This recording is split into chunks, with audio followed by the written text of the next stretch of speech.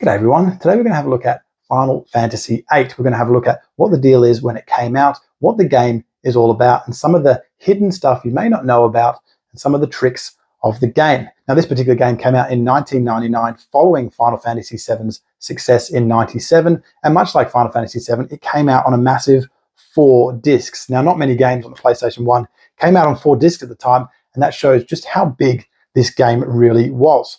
Now, it came out in Japan in February 1999, and we got it in October 99 here in Australia, and it sold over 6 million copies by the end of 1999.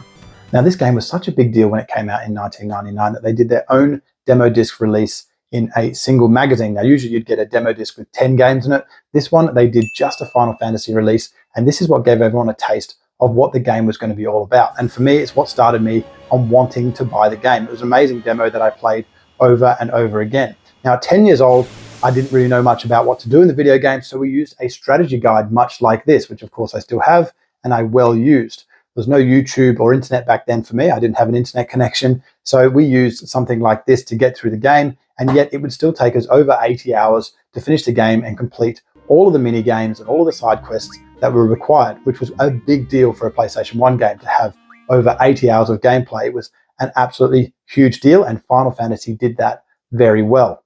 Now, when we first started the game, we get the amazing cinematic, which at the time was revolutionary, especially for the PlayStation 1. It was a very cutting-edge cinematic that they used to tease the game before it actually came out in '99. We have the background audio of Liberally Atali, which in Latin means fated children, which makes a lot of sense given the theme of the game and what the characters are fated to do. We also have the words Phthos, Lusec, Wikos, Vinosec, which aren't Latin, they don't mean anything. It's basically an anagram of the word succession of witches and the word love, which is pretty cool, and that has the theme of the entire game written in them words. We have succession of witches and love. There are a lot of witches and sorceresses in the game, including the main character who can't escape their fate, which makes sense with the word fated children.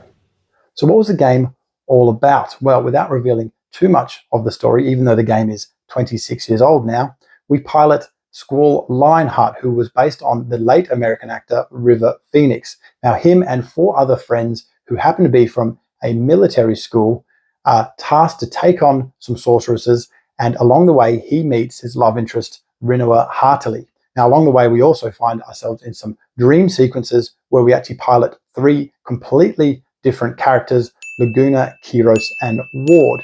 And at the end of the game, all the stories come together and actually make some sense. We spend quite a lot of time in the game wondering what's going on, and we're definitely meant to.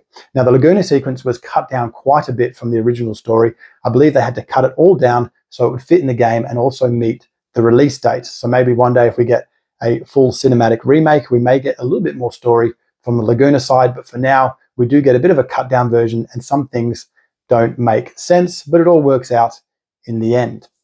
So what was new over Final Fantasy VII? Well, thankfully, we still got music composed by Nobuo Uematsu. Now, here's the man who composed all the music for Final Fantasy VII, and he did the same for Final Fantasy VIII here. We have very atmospheric music, and it is very fitting to the theme, whether you're in a battle or in a love scene. It is perfect, and it suits the game excellently. It was the exact same thing he did for Final Fantasy VII, and it sets the theme so well for a game like this. It's very, very memorable. We now have a different magic system, though, over Final Fantasy VII. That is a change from the Materia way. We now use a system called Junction, where we stock magic from opponents, or we stock magic from a draw point, or we refine it from an item, and we use it to junction it against a stat to increase that stat. We'll have a look at the junction system a little bit later, but that was a big and controversial change over the way we did it in Final Fantasy VII. Also controversial was the way that we level up. If we level up, as do our enemies, so we go out and level grind like we would on Final Fantasy VII, it doesn't mean anything. We can level all the way up to level 100. Our enemies will be level 100 as well. They relied solely on the junction system for you get an advantage over an enemy. We also had an upgrade in graphics quite a bit over Final Fantasy VII. The graphics in the cinematics and the backgrounds look a lot more realistic, and the characters look a lot more human as well. It was a big step up, and I think a big selling point for Final Fantasy VIII was just how much they grabbed all the themes from Final Fantasy VII that we loved, and they just made it more polished, and they made it look better, and I think made a slightly better game, although that might be controversial as well. At the start of 1999, when Final Fantasy VIII was released in Japan, Sony also released a thing called PocketStation, not to be confused with the PlayStation Portable that came out quite a bit later. The PocketStation was a small memory card with a screen on it that also acted as a memory card, but we could remove and play mini games external to the PlayStation itself. For Final Fantasy VIII, it was about raising Chocobos. We raise them from chicks and we grow them, and we can use them in the mini games inside Final Fantasy VIII. Not only that, we could use summons as well, and it unlocked a few extra features from the game. Here in the manual, it talks about the PocketStation, how to use it, and how to raise your Chocobos. Unfortunately for Sony, it was a bit of a flash in the pan, the PocketStation. By the end of 1999, people weren't that interested in it, and it was never released outside of Japan. If you wanted to get one secondhand, you likely could get one on eBay, plug it in, and it would still work, but it would not be in the right language, but they're not region locked like the games were. I believe the PocketStation is something you can plug in and still use if you have an original PlayStation. But for the most part, from what I can tell, that was quite an underwhelming experience, and it did not catch on for good reason. Now, like any good Final Fantasy game, this one came with an excellent mini game. The mini game is called Triad, and it was inspired by Magic the Gathering. It's a card game, and it's very, very fun to play, and we can challenge an NPC at any time we find one during the game and they're willing to play cards. We just press square and we play a game of cards. The cards themselves are also available for sale in the real world. And of course, like many people, I've been collecting them over the years, and they are starting to gain a little bit of value as they become quite rare to find. The game itself, each card has a value in the corner, and if you place a card next to it of a greater value, that card will flip and change to their color. And of course, winner takes, in some cases, all, or winner takes one card that they select, depending on the rules. The rules will move around with different regions, and we get same and plus, wall. We get different trading rules as well. We also get the rule that no one likes called random, where they randomly pick the cards out of your deck in which to play with. And you can get some very weak cards if you're trying to collect them all. You sometimes don't get a choice of which ones you play with, and you might lose them. Of course, it's quite hilarious. If you're playing the game during the story and it's a very serious part of the story, you can go ahead and just play cards with some guy in the street for hours at a time, listening to the excellent card theme music. Of course, the cards have their own theme music, and it's quite funky and quite fun, and takes away a little bit of the seriousness of the story, depending on what part of the story you're up to.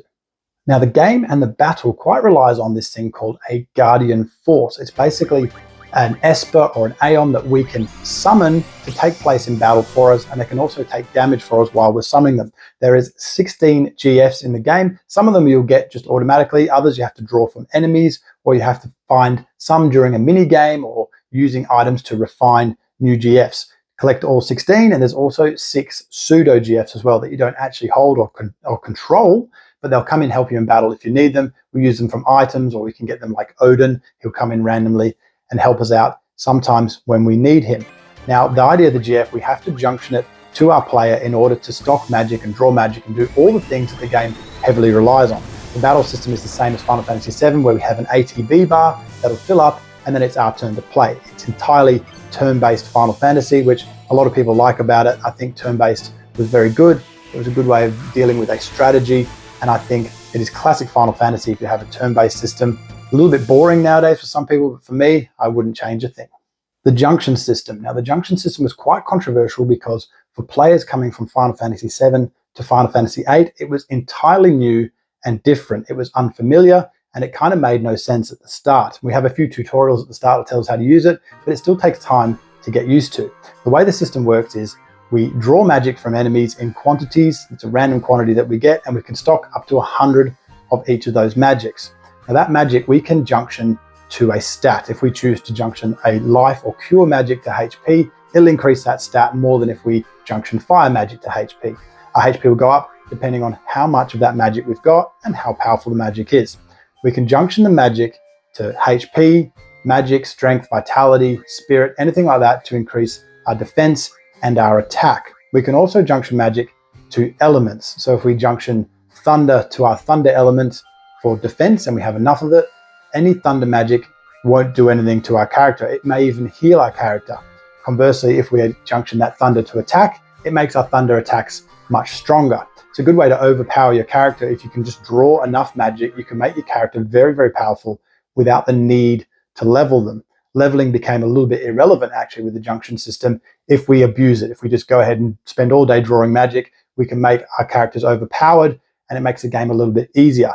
If we play the game the normal way and just draw magic as we fight, for the most part, you should be pretty level with the enemies, and it remains a challenge all the way to the end. We can also junction magic to our status as well. So if we have blind or silence, we junction that magic to our defense, and it can prevent us from becoming blind or silenced. And we can also junction that magic to our attack. And if we have enough of it, it makes our attack more likely to happen. So we have our stats, our elements, and we have our status as well. We can junction all their magics, and if you get enough of them and you junction them properly, your team can be very, very powerful. And if we abuse it, they can be too powerful and make the game. So weapons and limit breaks. In the game, we all get our standard weapons to start with. They all have very different weapons through the 6 characters that we control, and each of them can be upgraded and modded to be stronger and upgrade our limit breaks as well. We need to find items to do this, and we need to find the equivalent magazine that tells us what items we need. Just having the items isn't enough. We do need to have the magazine as well. They're called Weapons Monthly, and they have different dates, and we've got to find all of them if we want all the weapons, or just find the first edition to get all the ultimate weapons. Once we have the ultimate weapons, or even the upgraded weapons, we do get different limit breaks, especially for Squall, and they do make us quite a bit stronger and a bit more powerful when it comes to them later bosses.